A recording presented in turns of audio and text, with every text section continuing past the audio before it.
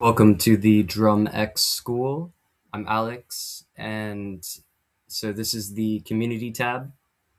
It's a chat room that members can post in, and also where I put some other stuff. So first we have the pulse grid. This is where members can talk about anything drumming related, drummers, drums, drumming, anything in that topic.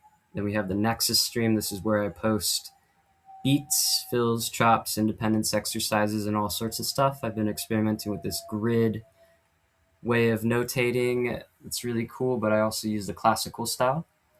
So you can practice something from here. These are like challenges with different difficulty levels. And then once you feel like you got it, you can go to the war room and post a video of you playing it and get some positive feedback from me and community members. Then we have Wizards, where we post sick drummers of all styles. Good place for inspiration and absorbing really good drumming.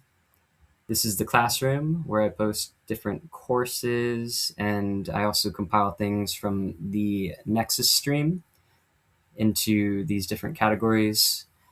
This is DrumX body armor. It's good for injury prevention and bulletproofing the body.